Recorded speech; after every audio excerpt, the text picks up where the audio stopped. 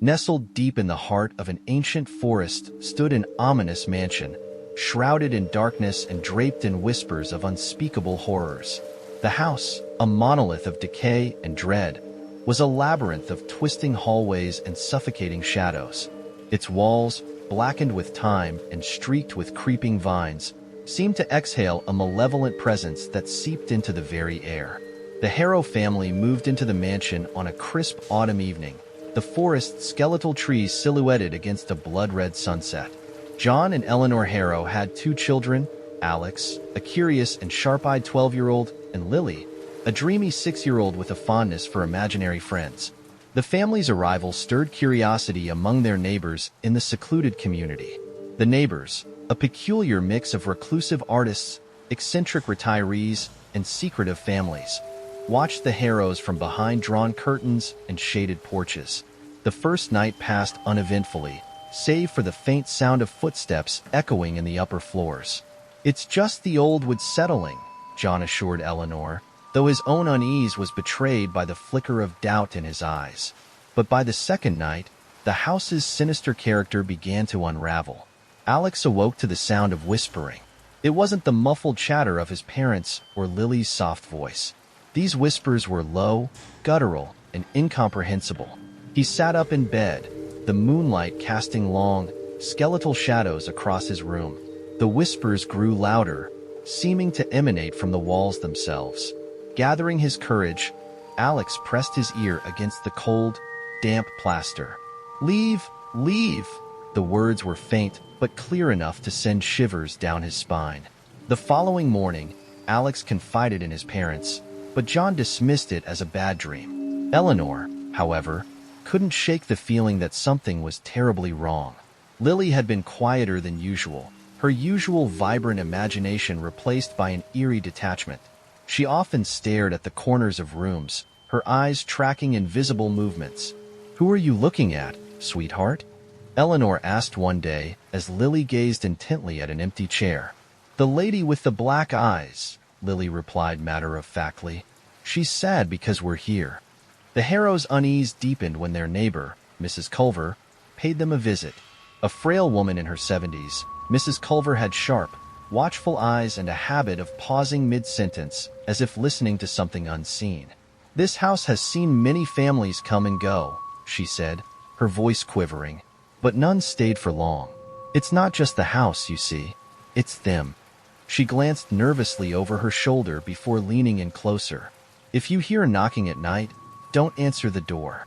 By the end of the first week, the family began to experience unexplainable occurrences. Doors slammed shut on their own, and objects moved from one place to another without explanation. The sound of children's laughter echoed through the hallways at odd hours, and a foul, sulfuric stench often wafted through the rooms.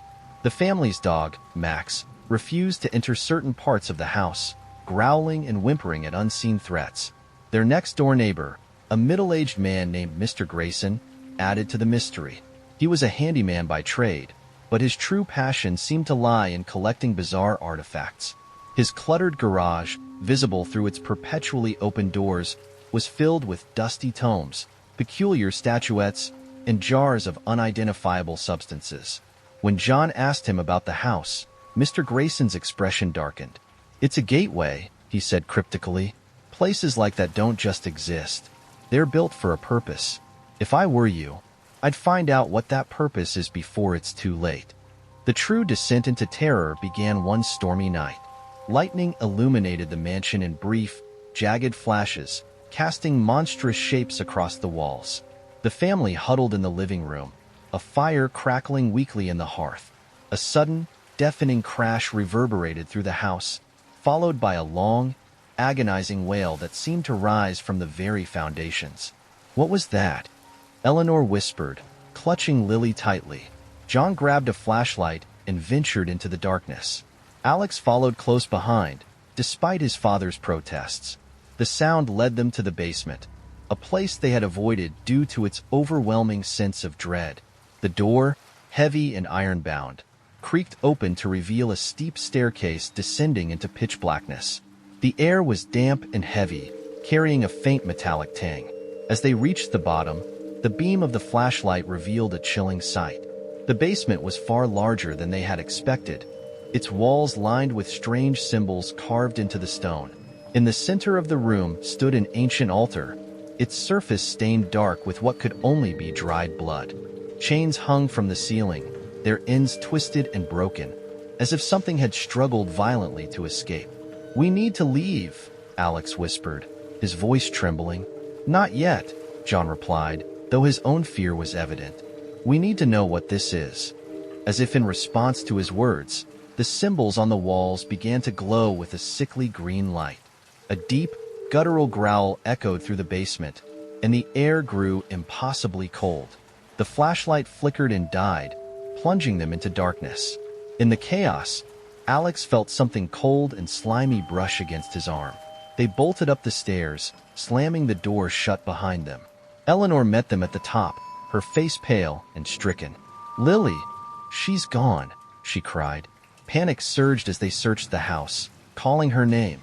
Finally, they found her in the attic, standing before an old, full-length mirror. Her reflection wasn't her own. It was that of a gaunt, hollow-eyed figure with a twisted smile. Lily's voice was low and distorted as she spoke. "They're coming." The house seemed to come alive after that. The walls groaned and shifted, the very architecture warping and twisting as if to trap them. Shadows grew and lengthened, taking on forms that stalked the family through the halls. The whispers became deafening, a cacophony of despair and rage. Desperation drove John to the local library, where he uncovered the mansion's grim history. It had been built centuries ago by a cult that worshipped an ancient, malevolent entity. The rituals performed there had left a stain on the very fabric of reality, binding the entity to the house. The cult had vanished, but their legacy remained, feeding on the souls of those who dared to enter. Armed with this knowledge, the family devised a plan to escape. They gathered in the living room, clutching hands as John read aloud from an old, tattered book he had found, a supposed counter-ritual to banish the entity. The house fought back, its walls shaking violently and its shadows coalescing into monstrous forms. As John's voice rose above the chaos, the symbols carved into the walls began to glow again, this time with a pure, golden light. The shadows screamed and writhed, retreating into the cracks and corners. The house let out one final, bone-rattling roar before falling silent. The Harrows fled into the night, the forest's twisted trees parting as if to guide them away. When they reached the edge of the woods, they turned back to see the mansion consumed by flames, its dark silhouette collapsing into the inferno. But the story did not end there. Weeks passed, and the Harrows tried to rebuild their lives. Yet the trauma of their ordeal lingered. Alex began to dream of the house, its twisted corridors and haunting whispers drawing him back in his sleep. Each night, he awoke drenched in sweat, the echoes of guttural voices fading into the darkness of his room. Eleanor began to notice strange phenomena in their new home. Pictures fell from walls, the television flickered with static, and a faint tapping sound emanated from the attic. The dog, Max, refused to enter certain rooms, much as he had in the mansion. Lily, meanwhile, had grown quieter. She no longer spoke of imaginary friends, but often stared out the window, her eyes wide and unblinking. One evening, Eleanor found her drawing a picture of the mansion, flames consuming its roof while dark figures stood in the windows. "Why are you drawing that, sweetie?" Eleanor asked, her voice trembling. "They're not gone," Lily replied. "They followed us." The family's unease turned to terror one stormy night. Lightning illuminated their new home, and a loud crash echoed from the attic. John, armed with a baseball bat, ascended the creaking stairs. Eleanor and the children huddled in the living room, listening to his footsteps above. Minutes passed, then an agonizing scream pierced the air. Eleanor ran upstairs, finding the attic door ajar. Inside, she discovered John lying unconscious, strange symbols carved into the wooden floor around him. A chill enveloped the room, and Eleanor felt unseen eyes watching her. John recovered but had no memory of what happened. Desperation drove them back to the old library, where they searched for any clue to end their nightmare. They discovered a journal belonging to a former priest who had investigated the mansion decades earlier. His writings warned that the entity could never truly be destroyed, only contained. Any attempt to escape would spread its influence. Realizing their plight, the Harrows knew they couldn't run any longer. They returned to the mansion's charred ruins, determined to confront the darkness. Among the ashes, they found the altar, intact and pulsating with a faint, malevolent glow. Gathering their courage, the family began a new ritual, one meant to seal the entity forever. The air grew heavy, and the ground beneath them trembled. Shadows coalesced into grotesque forms, clawing and shrieking as the Harrows recited the incantation. Golden light erupted from the altar, banishing the shadows and silencing the whispers. When the ritual ended, the forest seemed to exhale, its oppressive atmosphere lifting. The Harrows stood in the eerie silence, their breaths misting in the cool air. The altar crumbled into dust, and the ground beneath it cracked, revealing a deep chasm. A faint, echoing roar rose from the abyss before it sealed itself, leaving nothing but scorched earth behind. The weeks following the ritual passed in a fragile calm. The Harrow family, though scarred by their time in the mansion, sought solace in their new, quieter life. Eleanor began gardening again, a hobby she had abandoned during the most harrowing days in the mansion. Alex, though still uneasy, had started attending school again.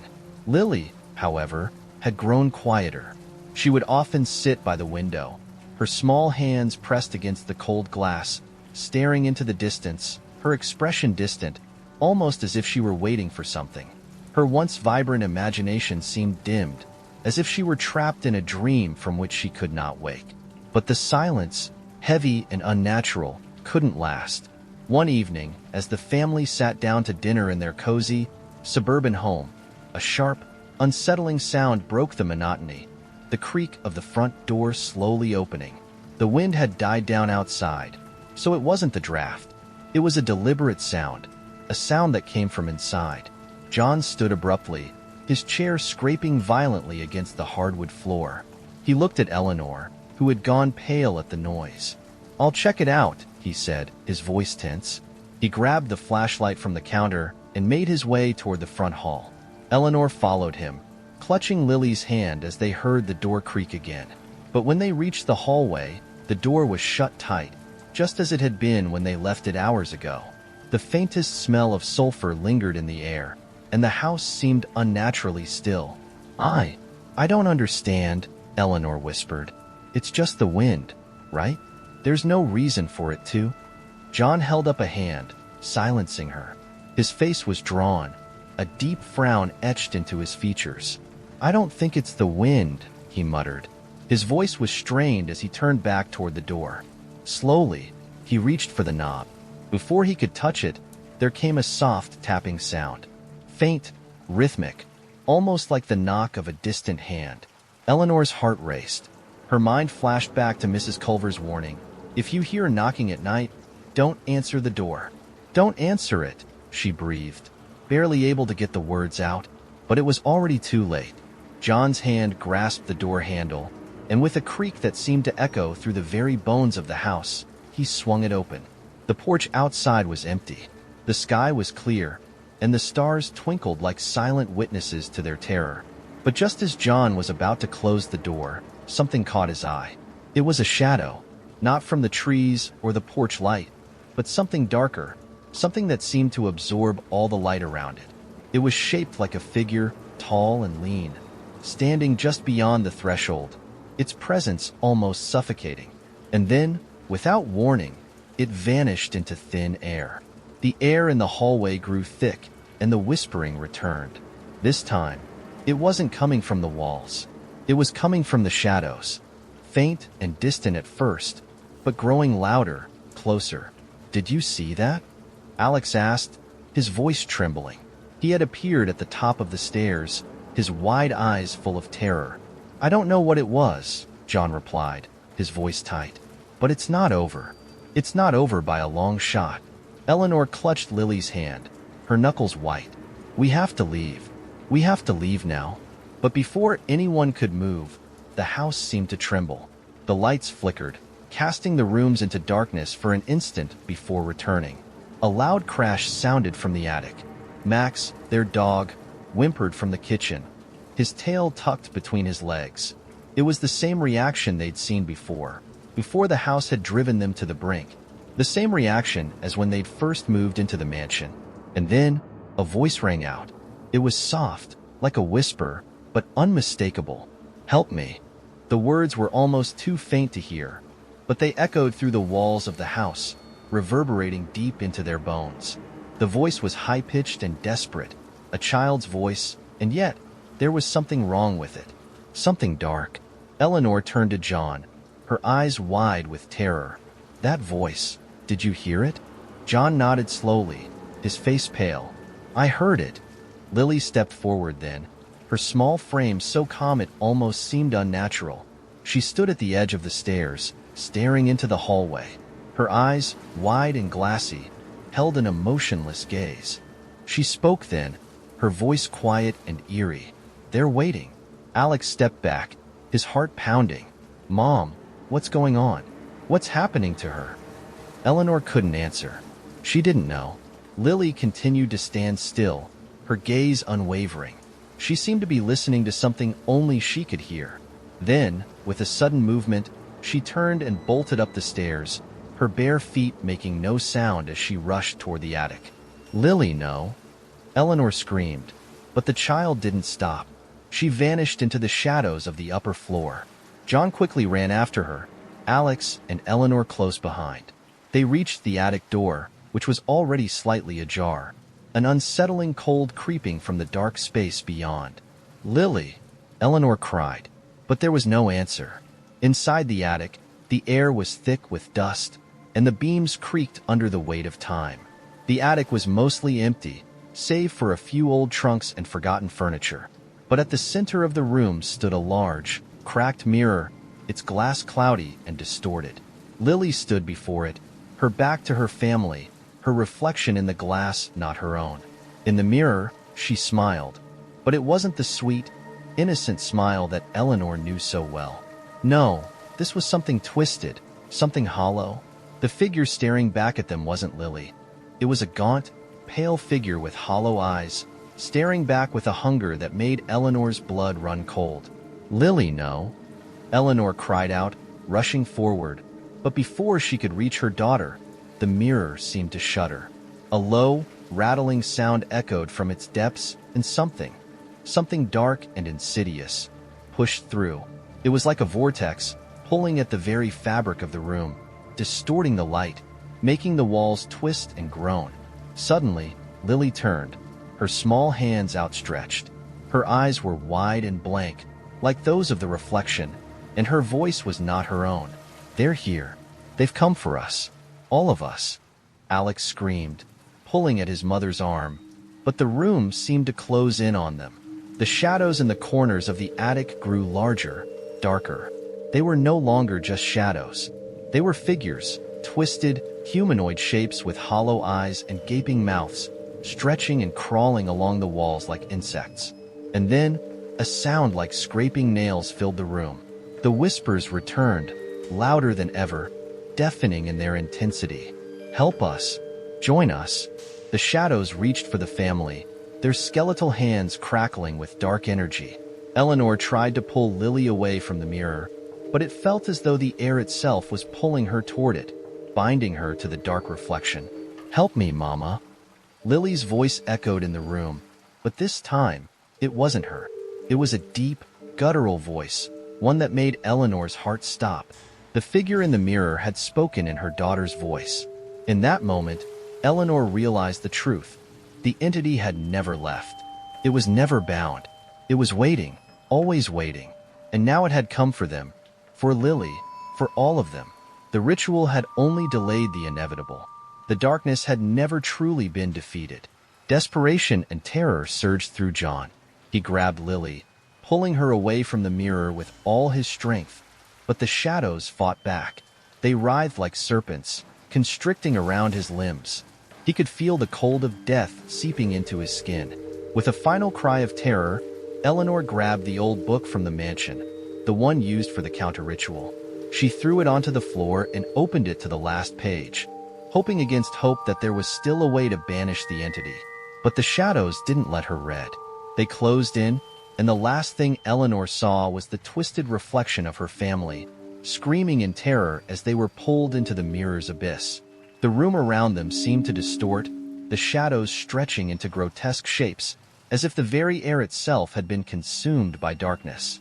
The mirror pulsed with an unnatural light, flickering like a dying flame, and Eleanor felt an icy chill wrap itself around her heart. She could still hear Lily's voice, distant yet so close, echoing in her mind. "They're here. They're inside me now." Her breath caught in her throat. Desperation clawed at her chest as she tried to pry Lily away from the mirror, but it was as though her daughter had become anchored to it, her form slowly merging with the reflection. Eleanor's hands trembled as they gripped Lily's shoulders, her skin cold and slick, like something not quite human. "No, Lily. Please look at me," Eleanor pleaded, her voice cracking with fear. But Lily's eyes were empty, hollow, no longer her own. Instead, they gleamed with a sickly yellow hue, like the eyes of something far darker, far older. The twisted, gaunt figure in the mirror smiled, its lips pulling back in a mockery of joy. "Let her go," John shouted, his voice thick with panic. But as he reached out for Lily, the air around him thickened, an invisible force holding him back. It was as though the house itself was pressing in, its walls pushing against them, trapping them in this nightmare. Eleanor's mind raced. The book, the ritual. There must be something left in the book. There has to be a way to stop this. Frantic, she yanked the tattered tome from the floor where she had thrown it earlier. Its pages fluttered open, as if beckoning her to read. The shadows continued to pulse around them, but in the dim light, Eleanor found a passage, one she had missed in her earlier panic. It was a final incantation, a last-ditch effort to sever the entity's hold on the house. But it came at a terrible cost. Her eyes blurred as she read the words aloud, her voice shaky and desperate, as if by speaking them, she could reverse the nightmare consuming them. But as she spoke, she felt the temperature drop, her breath becoming visible in the freezing air. The shadows in the room writhed, drawing closer, and the house groaned as if it were alive. Then, with a sudden, ear-splitting crack, the mirror shattered. The force of the break knocked Eleanor backward, her body slamming into the floor. She gasped for breath, her heart hammering in her chest. The pieces of glass seemed to hover in midair, suspended by some invisible force. The air crackled with tension, and then silence. The shadows began to recede, the oppressive atmosphere slowly lifting. But there was something worse, something more chilling than the darkness itself. From the shattered mirror, a figure emerged. At first, it was a wisp, a shadowy shape that flickered in and out of existence. But as it solidified, the family was faced with the true form of the entity. It was towering, grotesque, a silhouette of writhing limbs and elongated features. Its skin was a patchwork of torn flesh and shadow, its face a distorted mask of agony and rage. Its eyes burned with an unholy fire, two pools of darkness that seemed to suck in the very light around them. The entity stepped forward, its movements slow and deliberate, the air around it warping like a mirage. It spoke in a voice that was both a whisper and a roar, echoing in their minds, invading their thoughts. "You cannot escape me," it hissed, its voice a maddening cacophony. "You cannot destroy what has already claimed you. You are mine." Eleanor felt her body tremble. This was no longer just a force in the house. It was a presence that had seeped into their very souls. It had been watching them from the beginning. It had been waiting for them to make their final, desperate mistake. John moved to shield Eleanor, but the entity's gaze turned toward him. A blinding flash of light erupted from its eyes, and John was thrown back, crashing into the far wall, his body crumpling to the floor like a ragdoll. Eleanor screamed, rushing to him, but her legs felt like lead. Lily's body was still standing there, eerily still, her eyes now dark voids that mirrored the entity's own. Her voice, soft and hollow, reached Eleanor's ears. "They are here. They are inside me now." "No," Eleanor cried out, her voice breaking. "Lily, fight it. You have to fight it." But Lily's body seemed to twitch, as though something darker was taking control. Her small form twisted, and for a moment, Eleanor thought she saw the ghostly figure of the entity, its tendrils slithering inside her daughter's fragile body. It was too much to bear. Eleanor felt herself falling into despair, the terror overwhelming her. But then, a flicker of light, a memory, rose to the surface. The book, the final ritual. She had to act quickly. She had to finish it.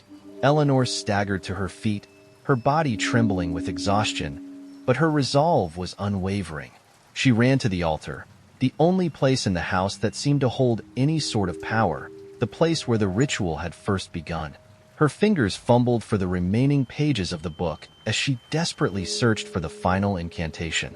The words swirled in front of her eyes, but she could barely focus through the overwhelming dread that filled the room. A sudden cry broke through the haze. "Mom, help me, please." Lily's voice. But it was wrong. So wrong. It was as if two voices were speaking at once. Lily's and something far darker, something alien. Eleanor's heart broke as she looked back at her daughter, but she couldn't hesitate. If she didn't do this, if she didn't finish the ritual, there would be no escape. Not for any of them. With a last, desperate breath, she began to chant the final words, her voice trembling but steady. The room trembled, the shadows retreating from the walls as if recoiling from the light. The house groaned, and the air crackled with dark energy.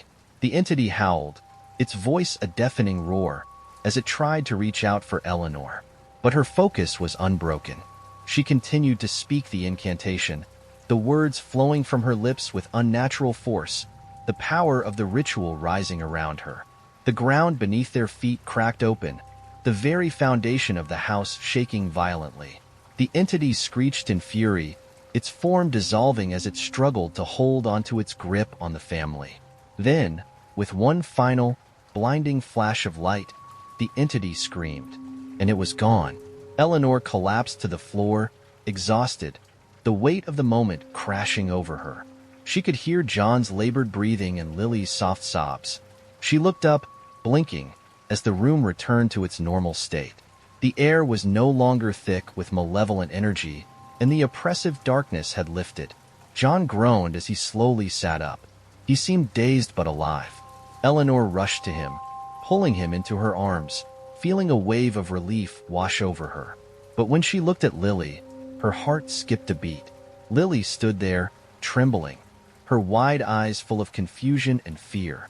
Her small hands were clutching the fabric of her mother's dress. "Mom," she whispered, her voice still shaky but her own once more. I'm okay. I'm really okay now." Eleanor hugged her tightly, tears streaming down her face. "We're safe, sweetheart. We're finally safe." But even as they embraced, Eleanor couldn't shake the lingering feeling in her gut. The house was silent now, but the shadow of the past hung over them, a constant reminder that no evil is ever truly vanquished, only suppressed. The darkness had been driven away for now, but she knew better than to think it was gone for good. As she looked around the room, she couldn't help but wonder, had they truly escaped? Or had they simply delayed the inevitable? Some places, some evils, were not meant to be banished. They were meant to be endured. And so, as the Harrow family stood amidst the ruin of their former nightmare, they knew they would always be bound to that cursed mansion. Even if it no longer stood, its shadows would forever follow them.